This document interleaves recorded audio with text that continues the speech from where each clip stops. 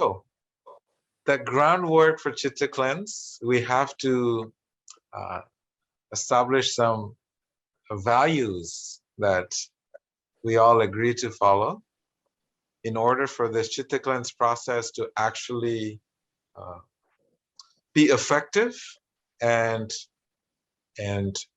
to have some very tangible changes that we can see in our lives.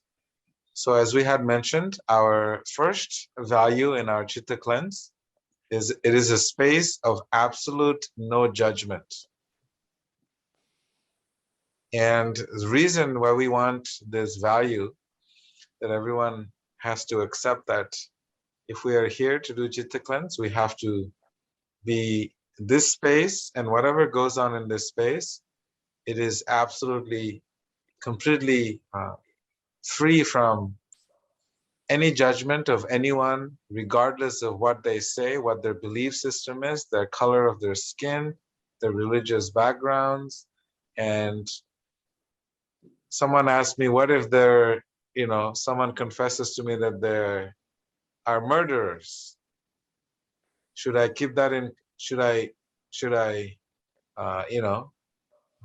keep that in confidence, or should I report to the police?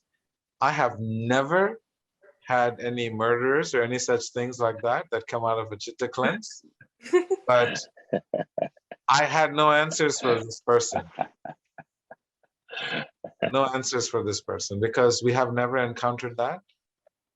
But regardless of that, I've always felt that we should always maintain the highest level of no judgment, what they have done, even if they have murdered someone, they have done their times. We're not here to go and, discriminate against them or talk ill about them to others.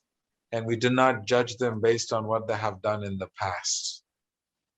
We are here now, and we want to analyze where we are here, where we are at, and from here we want to work forward. And we just visit the past just to extract what has happened and why it has happened and how it has happened, and what are the golden nuggets. In the yoga language, we call it the virtue. What are the virtues that we can extract from our past? So number one value is no judgment, no matter what they say, even if they have murdered somebody in the past. We're not here to judge them. And then the second value is that we've maintained the highest level of confidentiality. In the federal government, you have to sign oath of confidentiality. Here, we're not that kind of oath, but here we need to have this deep respect for everyone here, that no matter what they say, no matter what they have done, where they have been, what space they have lived in, we want to make sure that when someone trusts us with their heart to share the darkness or wherever they have been, that we actually respect them for it. We respect the trust that they instill in us as a group. And we have to maintain that trust like a beautiful diamond. And you have a box in your house, a safe where you lock the diamond. So similarly, when someone shares something confidential, it is not the information that was transacted. It was the trust that someone had instilled in us. And that trust is so valuable. We should never, ever break that trust. It's very important, because it's extremely essential in this world. People don't trust each other. Fathers don't trust the kids. Sometimes in relationships, husband and wife don't trust each other. In some things, they trust most things, but they always keep something secret. Like I know, for example, my father would not want to give money to the kids, like any change to buy anything. But my mother would always sneak and give the children some change to buy some candies and stuff. So they have their, they have their this confidentiality between the husband and wife, but there's still some things that the mother does or the father does, the mother doesn't know, the mother does, the father doesn't know. So this kind of things happen in relationships, but in this Chitta cleanse, we really need not even that to happen. So which means no matter what I say, what we share with each other, it doesn't go out of this group. So that's value number 2, because we really want to value people's trust. If we break someone else's trust, they confided in us, then what happens is if you break their trust, you have basically just broken the trust to yourself. And so therefore, what happens is it adds another layer into our psychology. And we're going to get into it because we're going to understand a little definition of what Chitta cleanse is all about. So those are the 2. And then we have the third one, which is value, is that we do not bring religion into this discussion. This is a healing process that we go through, and it is completely free of all religions. So whatever religion you practice is perfect, no problems. And we're not here to tell you not to do it or tell you what to do. So we do not bring religion into the equation. And the fourth value is that gossip, in confidentiality, when you break, it turns into a gossip, because once you tell someone about something that someone said, that doesn't just go to the other person. That person will speak to another person. And in this way, this gossip starts to spread all over the world. And any words that come out of us that is negative towards anyone else in the world, that actually pollutes the ether. That frequency of the sound, when you speak ill of others, it pollutes the ether, and we actually pollute the whole environment. The trees, the plants, this vibration of negative energy that when we spew, that actually has a very, very strong effect on nature and on the planet. So that's the fourth value. And these are, very highly required for this Chitta cleanse. And what is Chitta cleanse? So Chitta cleanse is a process of healing oneself through self-inquiry. And it is a process, practically what we do is a lot of journaling. And what we will provide you with basic questions, fundamental basic questions for you to ask yourself. We do not ask you questions. We simply ask you to ask these questions to yourself, and you're able to then document through journalism, through journaling. And whatever you journal is very, very personal and confidential to you and the people that you may be grouped with when we do our group breakout sessions. Do you know how to group yet? Keshavi, do you know how to break people into groups? Yes, I do. Okay, so we want to do it today's session. We want to first give you. And now, what is Chitta? Chitta in yoga text is called the subconscious mind. So I will explain a little bit more. What is the subconscious mind? Every experience we have in this world is experienced through 5 senses.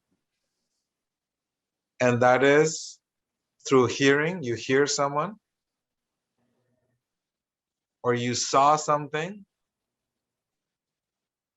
or you smelled something,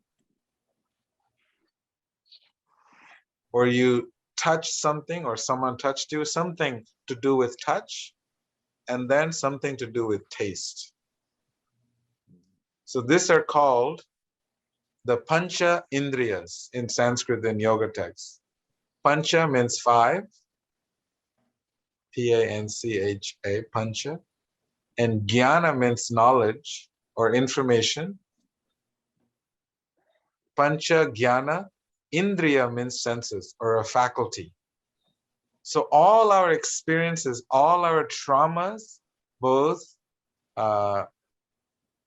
physical, non-physical, emotional, and all levels of trauma and experiences in this world are experienced with these five senses. So whenever I use the term five senses, I'm meaning sense of sight, smell, taste, hearing, and touch.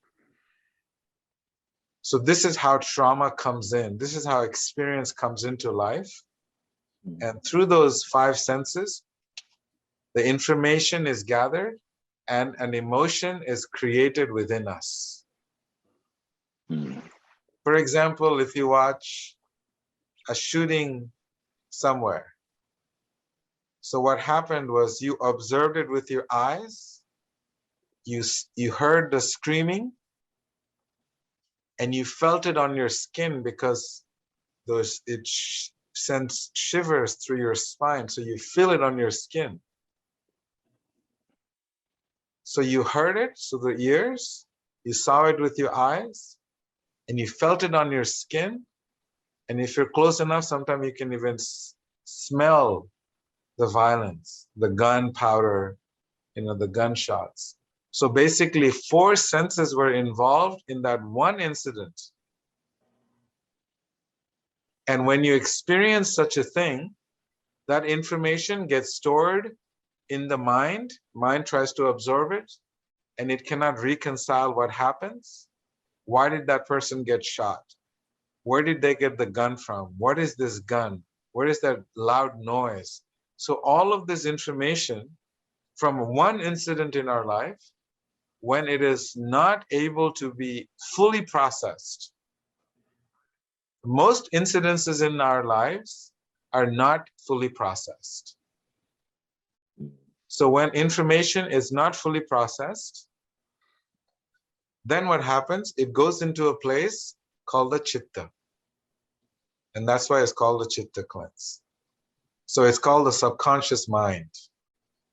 And it is also, the metaphor is used to say it is like a basement in your house.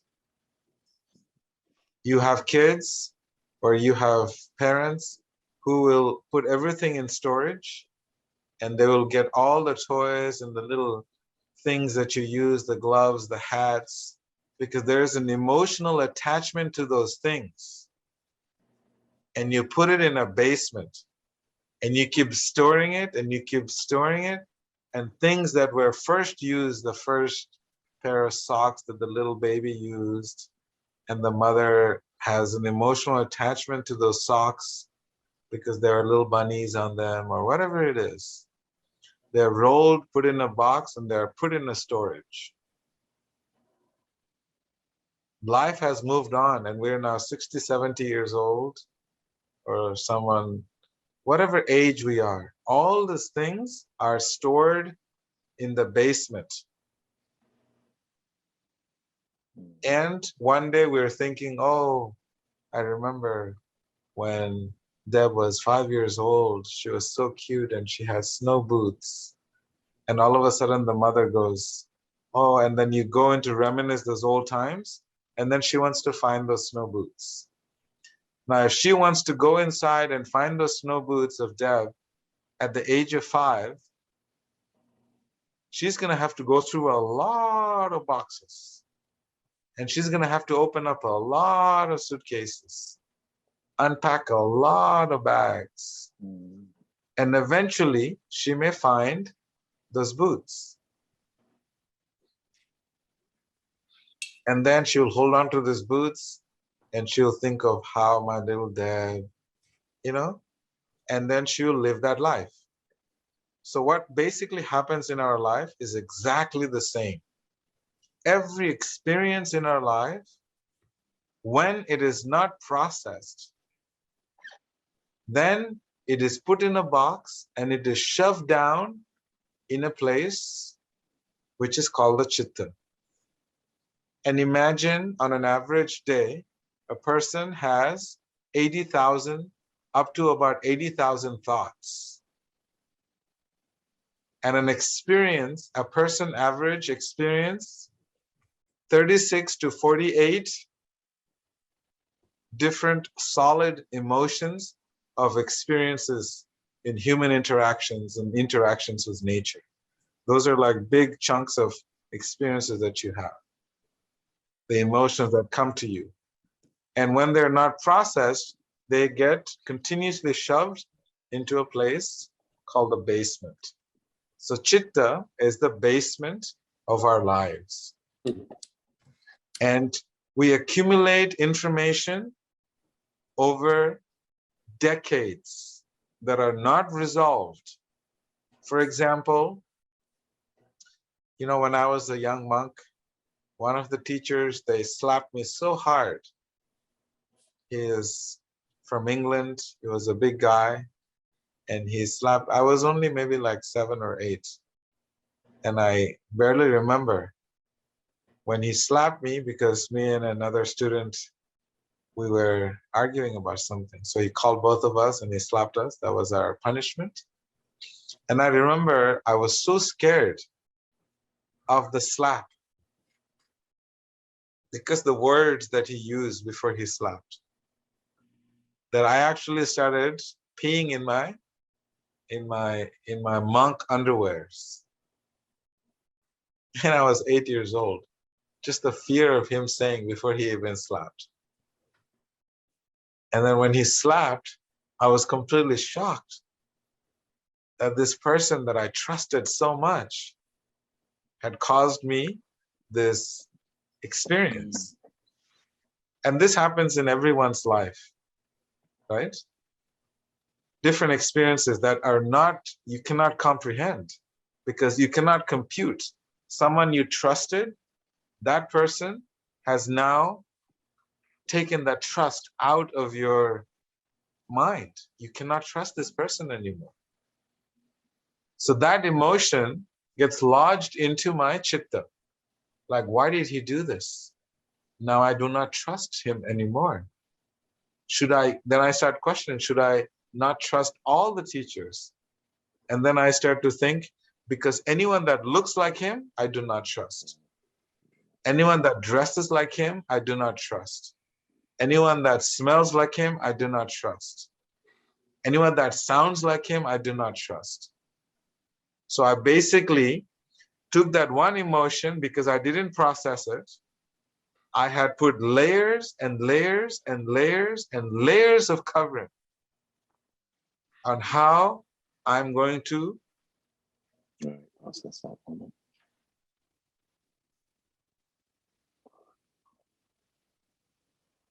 So this was just an example of how things get stored in the chitta.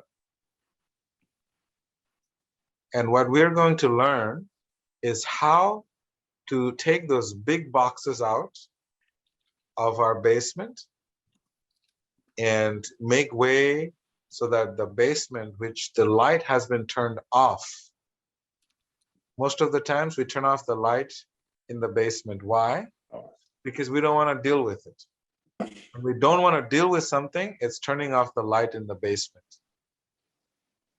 And we pretend like it never happened. I've had the best childhood of my life, but it's, we try to put on a face that is not us. So Chitta cleanse, what it does is enables you to bring out your authentic self. And you are going to do it by yourself with the group. And I'm simply going to provide you questions. And you're going to journal and you're going to write. And so this is the assignment that you get at the end of every week discussions. And Any questions on, briefly, we'll take 2 questions and then we'll, on understanding what we're doing with the Chitta cleanse.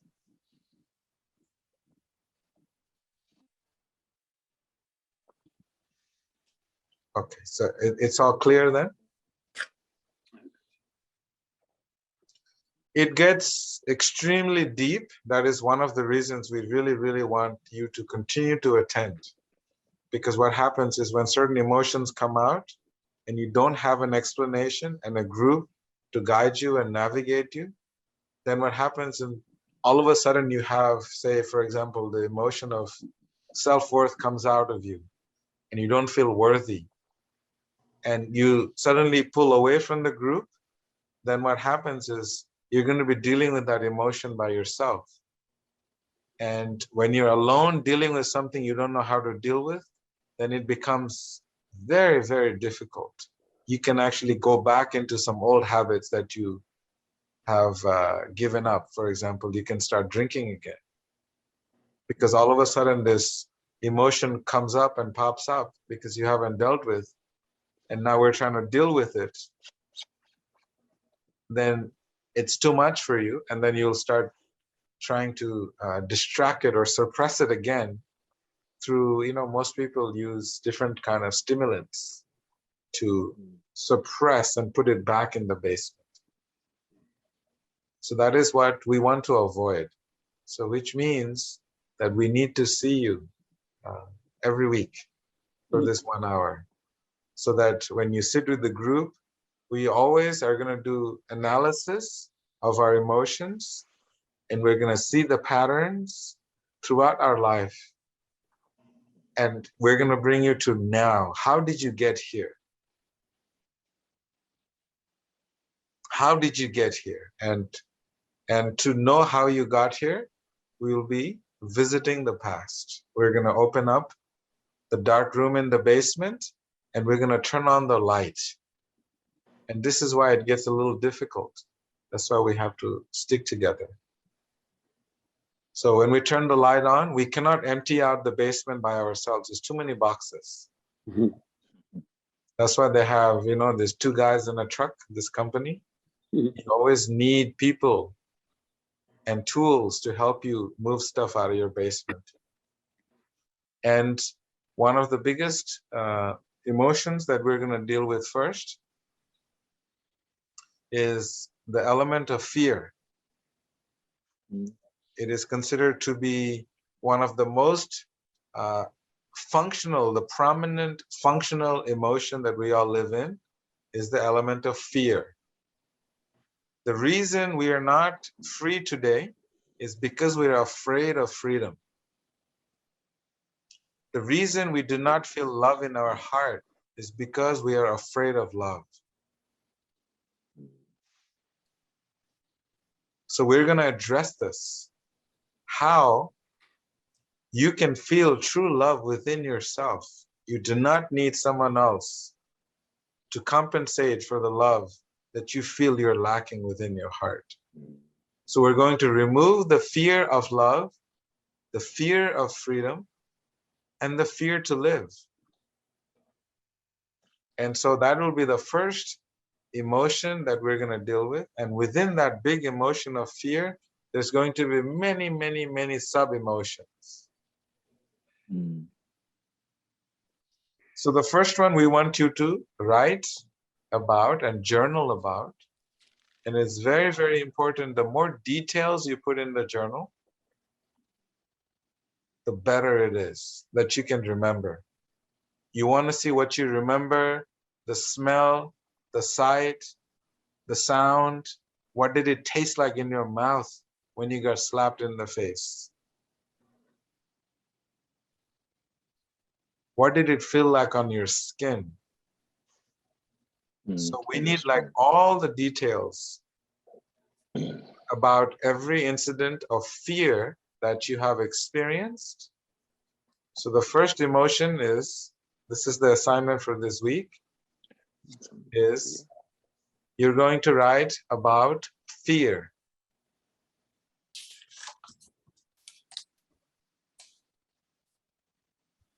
the first experience of fear that you have experienced in your life, whatever age.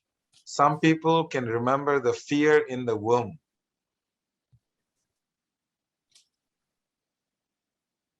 I remember one of the ladies, she told me that she remembered her mother and father arguing because father wanted the mother to abort her, and the mother was saying, no, I love this baby and I want to keep it.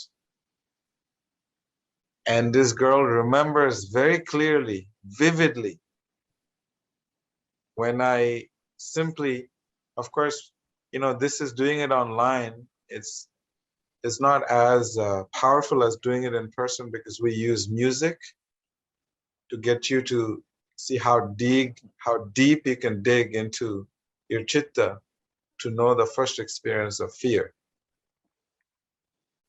But then when she consulted her mom confirmed that yes, your father wanted to abort you. So this is how far back we can go in this chitta cleanse, in the basement.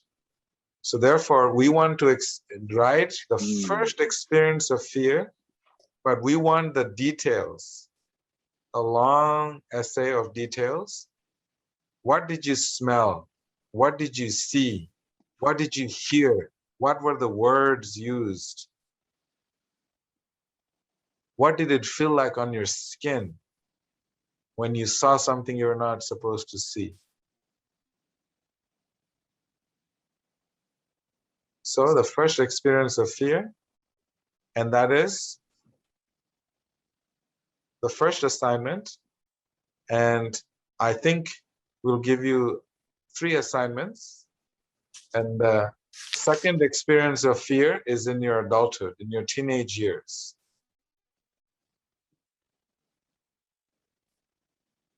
Say you're in middle school or high school and you're going, something happened.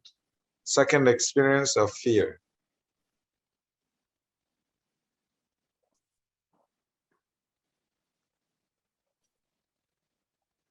And then your final experience of fear is now. What is it that you fear now in your life? It doesn't have to be 1. It can be 2. It can be 3. It can be 4. But your current fears, we need to know. So what happens is when we have an experience of fear in our life, each and every one of us have different psychophysiology. So in yoga, they define psychophysiology into 3 categories. We have discussed in the Connecticut Sangha call about the 3 gunas, or the 3 modes of material nature. So you will have an experience. Some of you may actually take that experience and process it like, oh, someone slapped me. I understand why they slapped me. And you actually processed it. And you understood exactly why they slapped you, and you don't regret it. You don't resent it. You have processed it and you understand it. And you accept it in your heart. There's no more resentment. That is called the mode of goodness. And then mode of passion is when you have an experience, it's called sattva. Mode of goodness is sattva.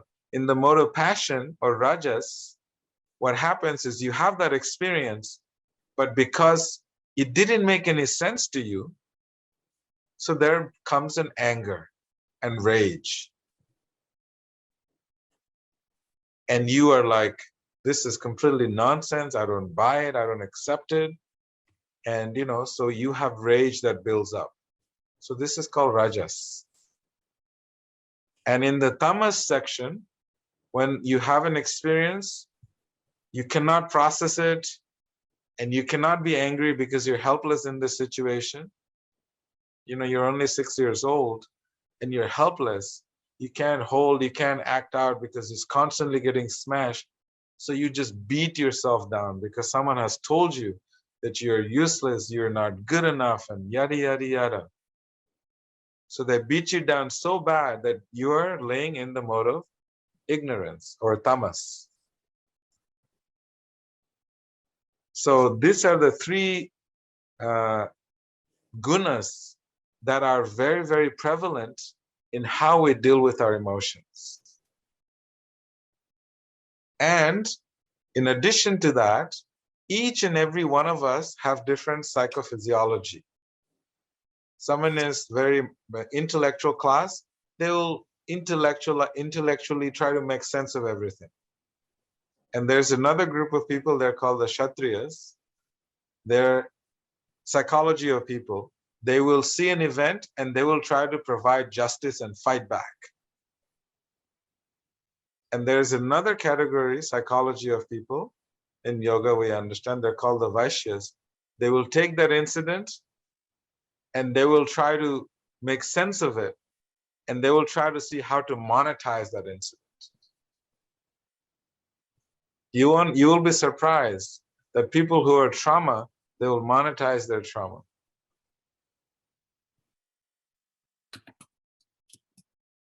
So that is a different psychology.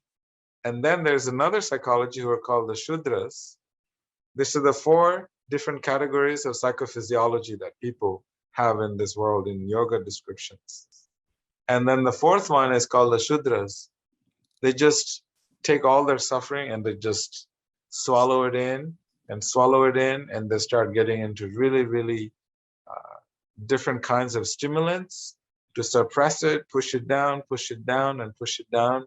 And finally, they end up untimely destroying their body. And that they can no way ever get out of it. They dig themselves in this dark hole.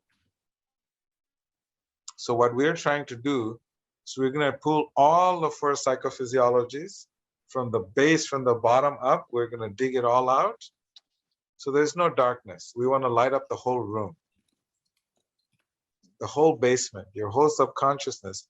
We want to turn the light on and make sure that we have clarity. A little bit deeper. So there's not going to be a lot of talking. This is not a talking therapy. It's very minimal talking. We're going to have groups. We're going to put you all in groups. Then you'll be talking in groups, but it's more about you journaling. The reason we use journaling is because when we put a pen and a paper together, we're using 2 senses, the tactile, we're using the sense of touch, we're using the sense of sight, okay?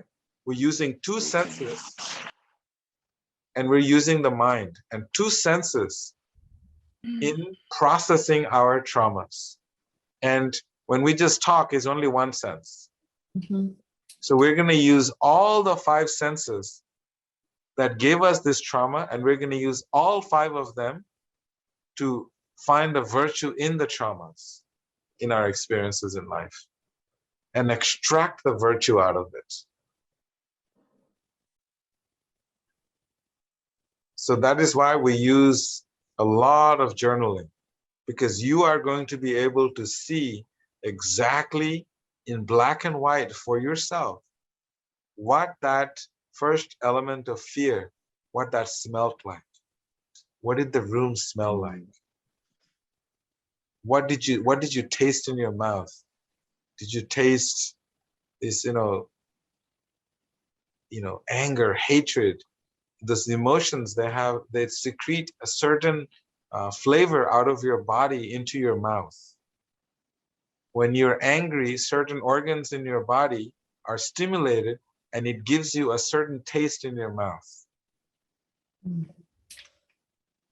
Every emotion that you have, that you experience, creates a certain shifts in the organs, and the biochemistry in the body shifts. And that gives you a taste in your mouth, so you can actually taste the anger and the resentment in your mouth. So you write them.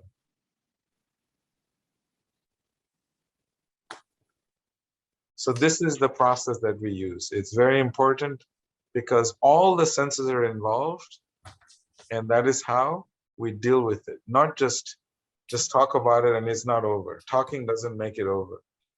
Hearing doesn't make it over.